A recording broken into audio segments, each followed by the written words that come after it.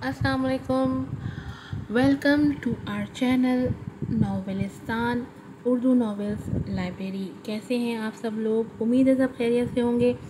आज आपके लिए लेकर आई हूँ अना से फ़ना की न्यू एपिसोड।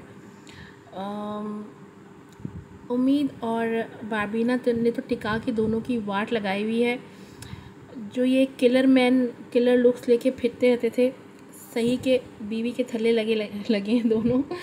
चलें, ज़्यादा वेट नहीं करते, जल्दी से चैनल को सब्सक्राइब कर दें, वीडियो को लाइक कीजिएगा, शेयर कीजिएगा और अच्छे अच्छे रिव्यूज़ भी दीजिएगा।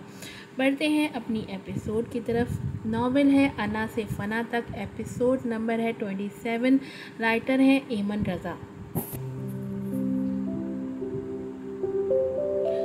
पीछे हटो, तुम मेरे ऊपर क्या कर रहे हो? वो हैरत और खौफ के मिले जुले तासुरात समेत उसकी आंखों में अपनी गहरी आंखें गाड़ गई। मगर वो यारिक शाह था, जिसकी फितरत में ही नहीं था किसी का हुक्म मानना। तभी वहां से टस से मस नहीं हुआ। तुम तो नीचे सो रहे थे, फिर ऊपर कैसे और कब आए? वो उसे दोनों हाथों से पीछे धक्का देती हुई बोली तो वो मानी खेजी से मुस्कुराता हुआ पीछे ढह गया। क्या रात थी, कभी नहीं भूलूंगा मैं इस रात को। वो दिलकशी से मुस्कुराता हुआ बोला तो उम्मीद की गिर्द खतरे की घंटियां बजने लगी। क्या मतलब इस बात का? तुम नीचे सोए थे ना, फिर तुम्हारी रात दिलकश कैसे हो गई? उसने हकला कर कहते हुए अपने कपड़े जांचती निगाहों से देखे, जो दिखने में तो ठीक ही लग रहे थे। फिर मगर यारिक शाह यूं मानीखेज बातें क्यों कर रहा था? अरे, अपनी इतनी हसीन बीवी की पनाहों में रात गुजरी है, दिलकश कैसे ना होती? वो उसे एक आंख मारते बोला तो उम्मीद का सांस रुकते रुकते बचा था। क्या? ये क्या बकवास कर रहे हो? वो खौफ से गला फाड़ कर चीखी और फौरन बिस्तर पर खड़ी होकर एक तनकीदी निगाह खुद पर डाली।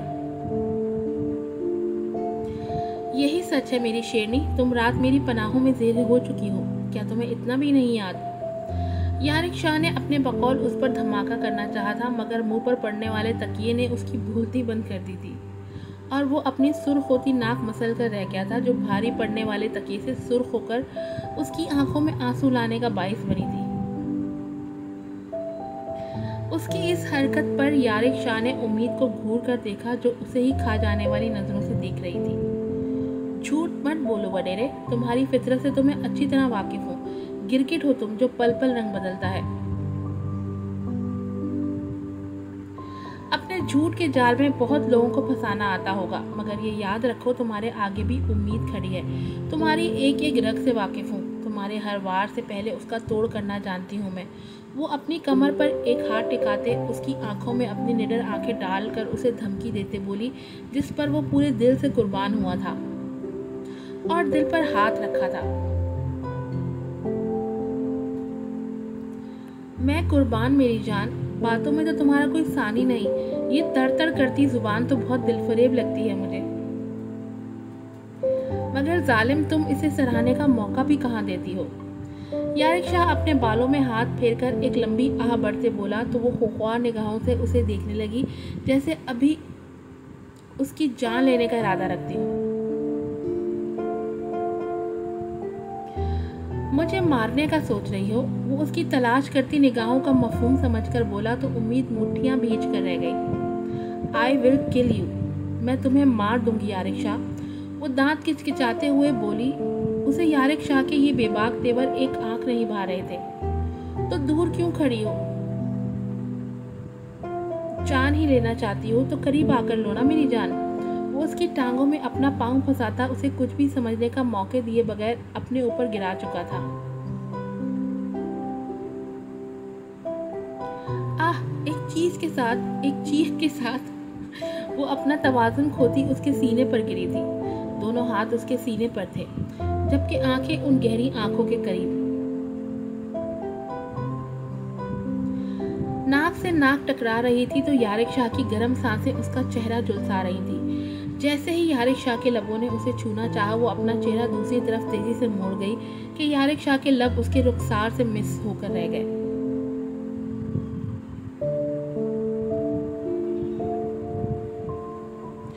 इतने में ही वो सुर्ख पड़ चुकी थी, जैसे जैसे किसी अंगारे ने छू लिया हो उसे। जिस्म में गुस्से के बायस शरारे फूटने लगे थे। उम्मीद ने अगले ही पल उसे झटका दिया। वो जो मसरूर सा उसकी खुशबू अपने अंदर उतार रहा था जल्द होश में आया। तुम्हारी हिम्मत कैसे हुई मुझे छूने की, धोखेबाज इंसान। वो अगले ही पल उसकी गर्दन दबोचते अपनी लहू रंग आंखें उन आंखों में गाड़ गए और उसकी इस जुर्रत पर यारिक शाह की निगाहों से भी तमाम उल्फत गायब होकर अब उसकी जगह तैश ने ले ली थी।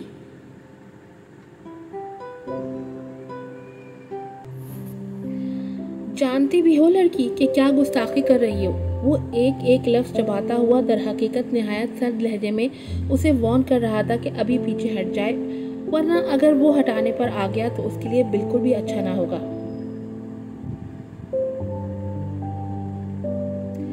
मैं अच्छी तरह जानती हूँ वडेरे कि मैं क्या कर रही हूँ। मेरे होशो हवास कायम है अभी। तुम शायद भूल रहे हो कि हमारे दरमियान क्या मुआहिदा हुआ था।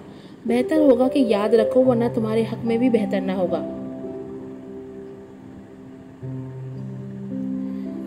वो एक एक लफ्ज पर जोर देती उसे बावर करवाती बोली, जिसके बदले में यारिक शाह झटके से उसकी कमर पर हाथ रखते उसे अपने नीचे कर गया था। अब आलम यह था कि यारिक शाह ऊपर था और उसके बाजू दबोचे हुए और वो बेबस सी उसके नीचे। अपनी औकात से मत भरो लड़की, तुम पर जज्बे निछावर कर रहा हूँ इसका मतलब ये हरगिज नहीं है कि बीवी के तलवे से लग जाऊंगा। मैं मर्द हूँ, मर्द शौहर हूँ तुम्हारा। मेरा हुक्म मानना ही होगा तुम्हें। वनी में आई हो तुम, एक रखेल से ज्यादा औकात नहीं है तुम्हारी। मेरे पाँव की धूल हो तुम। वो लम्हे में उम्मीद को अर्श से फर्श पर पटकता, लम्हों में अपने लफ्जों से उसकी इज्जत तार तार करता बोला तो उम्मीद का दिल उसकी संग दिली पर धक से रह गया। उसका हर एक लफ्ज उसका दिल चीर गया था कि वो दांतों तले अपने लब शिद्दत से मीचते उन्हें जख्मी कर गई थी। क्यों, क्या हुआ, बुरा लग रहा है? औकात याद दिलाई तो वो उसकी थोड़ी दबोचते तंज करता बोला तो वो एकदम हंस दी थी, इतना शदीद कि उसकी आंखों से आंसू बह निकले थे। अब वो अपनी कमबायगी के थे या यारिक शाह का मजाक उड़ाने के लिए, ये तो वो ही बेहतर जानती थी। तुम मुझे मेरी औकात याद दिलाओगे? तुम यारिक शाह जो ये भूल रहा है कि भरे बाजार में मुझसे निकाह करके अपनी इज्जत बनाया, जिसने आज वही शख्स मुझे पाँव की धूल कर रहा है। मतलब कि तुमने मुझसे शादी करके वही धूल अपने चेहरे पर मल ली है। हाँ हाँ, मतलब तुम्हारी ये औकात है कि पाँव की धूल के हमसफर बनो। वो कहकहा लगाती बोली तो उसका शिद्दत से मजाक उड़ाती बोली तो यारिक शाह को एहसास हुआ कि वो अपने लफ्जों से अपनी ही तौहीन कर बैठा है, जिस पर वो अपने दांत पीस कर रह गया। लड़की, क्या जानती नहीं तुम्हारे आगे कौन है? वो उसकी गर्दन दबोचते बोला तो वो उसकी आंखों में देखती उसे जोर से उसके माथे से माथा टकरा गई। दर्द की शिद्दत से यारिक शाह बल खाता हुआ पीछे हुआ था, जबकि वो दर्द और आंसुओं के बाद भी मुस्कुरा दी थी। उसके खुद का माथा शदीद दुख रहा था, मगर वो उसे अपने पर से हटा चुकी थी। मैं अच्छी तरह जानती हूँ कि तुम एक दिल फेंक अय्याश, पल पल रखेल बदलने वाला, एक मजबूर लावारिस औरत के बच्चे के बाप और एक धोखेबाज इंसान हो। वो शिद्दत से एक तरफ थूकती उसको हकीकत में उसकी ये औकात याद दिलाते बोली तो वो हैरत की शिद्दत से फटी आंखों समेत उसे देखने लगा। आखिर वो ये सब कैसे जानती थी?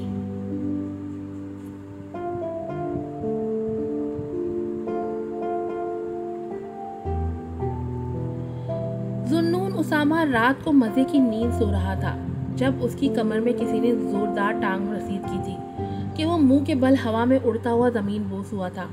फिर कहाँ का कंबल, कहाँ का तकिया। वो हड़बड़ाकर उठा, ऐसे लगा था जैसे जलजला आ गया हो। उसने फौरन जमीन से उठते अपनी आंखें मली और अतराफ में देखा, जहाँ खासी खामोशी थी। ऐसा लग ही नहीं रहा था कि तूफान आकर गुजरा हो। नजर अपनी जबरदस्ती की बीवी पर पड़ी जो ख्वाब खरगोश के मजे ले रही थी। उसने तहम्मुल से उसे देखा और एक शातिर सोच उसके जहन में आई थी, अब आएगा मजा, जब सुबह तुम खुद को कोसोगी। उसने दरमियान से पिलोस की लाइन हटाते हल्का सा हंसकर कहा, मगर वो ये नहीं जानता था कि वो दरमियान से ये तकिए हटाकर खुद को कितनी बड़ी मुश्किल में डालने वाला था।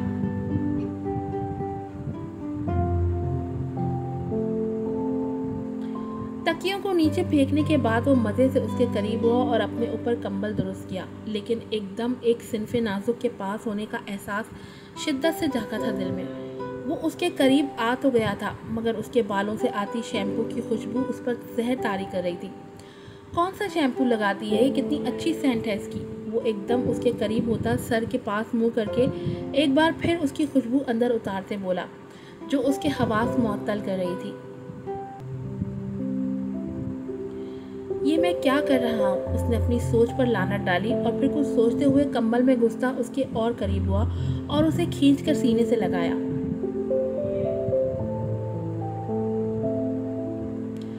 मगर मजाल है जो उस नींद की शहदाई की नींद में कोई खलल पैदा हुआ हो।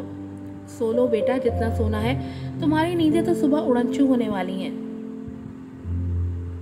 बड़ा कह रही थी मेरे साथ मत सोना, लाइन के उस तरफ ना आना, अब देखना सुबह तुम पर सारा मलबा डालकर मैं बरियों जमा हो जाऊंगा।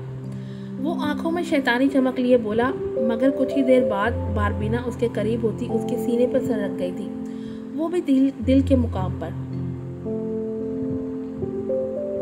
और यही हुई थी तेज धड़कनें मोहतरम जुन्नून उसामा साहब की, जैसे अभी सीना चीर कर बाहर आ जाएंगी। ये मैंने क्या भला अपने गले डाल ली, ये तो मुझे बुरी तरह कंट्रोल कर रही है। Control yourself Junnun, control your self.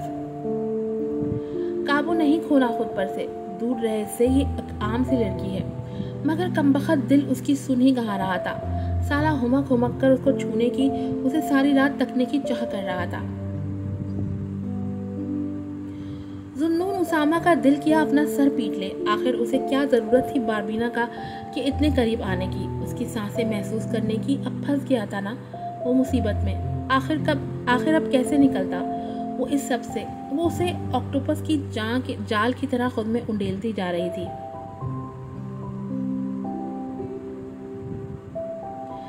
मगर वो था कि उसे कोई राह फरार अब नजर नहीं आ रही थी। वो ना चाहने के बावजूद भी उस पर झुका और उसकी आंखों पर लब रखे थे।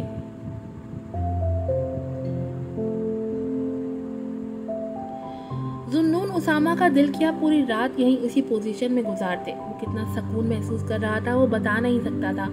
उसका दिल किया अपनी सारी बेकरारी यहाँ निकाल कर रख दे, मगर वो उससे आगे नहीं बढ़ सकता था। वो यूं ही अपने आप पर जब्त करता हुआ, खुद को रोकता हुआ, उसे गले में भींचता हुआ सोने की कोशिश करने लगा।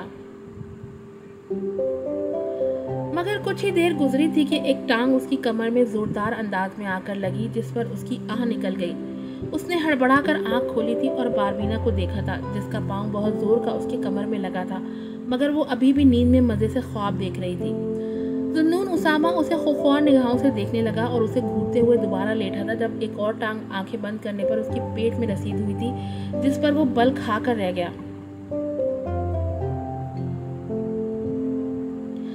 आखिर क्या थी ये लड़की? नींद में आखिर कौन टांगे मारता है? वो रोने को हुआ था जब एक के बाद एक टांग पड़ती हुई उसकी नींद का बेड़ा गर्क कर गई थी, और आखिर में वो फिर जमीन पर पड़ा, दोनों हाथों से बाल नोचते हुए अपनी सोच पर लानत भेज रहा था कि उसने क्यों बारबीना के साथ सोने का सोचा। जुन्नून उसामा का तो कीमा निकाल दिया है बारबीना की टांगों ने, लेकिन यारिक ने बहुत ही बुरे अल्फाज इस्तेमाल किया। मुझे उम्मीद के लिए बहुत बुरा लग रहा है। आज की एपिसोड यहीं पर ख़त्म होती है। उम्मीद है आपको पसंद आई होगी। और आज मैं इतना बोल चुकी हूँ कि मैं बहुत ज़्यादा नहीं बोल सकती।